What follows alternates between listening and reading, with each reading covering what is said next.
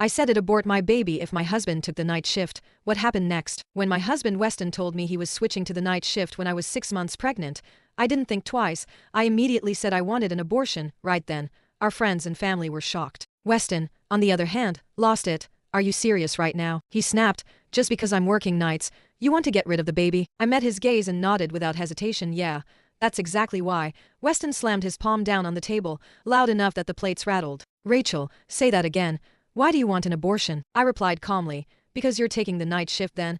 I slipped off my wedding ring and set it on the table, and pulled out my phone to search for a clinic. Weston stared at me like I'd lost my mind. You're seriously going to kill our baby over a shift change? What do you think this is? A toy you can toss out when you're done with it. But still resolute, I responded to him. If that's how you see it, then sure, let's go with that.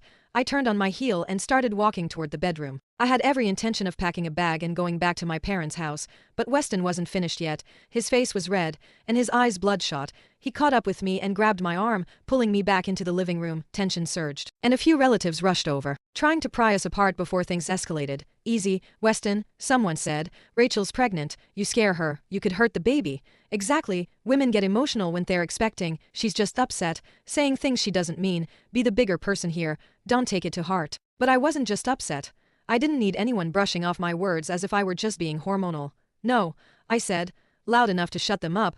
I mean every word. If he takes that night shift, I will have an abortion. And once the baby's gone, I'm divorcing him. This marriage, over. Weston and I had been together for 15 years. 4 of those were dating, and 10 were married. He knew my temperament and tone well, so he could tell when I was bluffing and when I wasn't, and this wasn't a bluff. Weston then looked at me, and his defenses started to crack. His voice shook when he finally said, I won't divorce you, Rachel. I don't agree. You hear me? That baby's mine too. You can't take away its right to be born.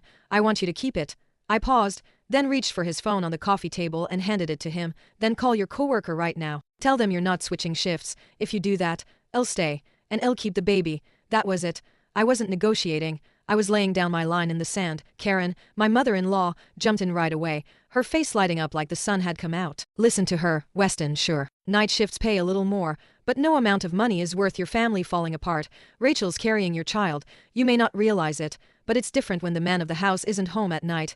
Even Gilbert, my father-in-law, who barely ever chimed in, nodded in agreement. She's right. When your mom was pregnant with you, I switched to early mornings so that I could be home more.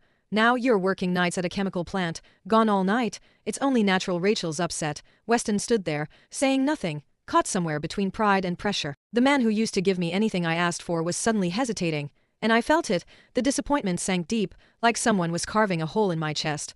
I turned to the others. Don't bother trying to change his mind if he wants the night shift so badly.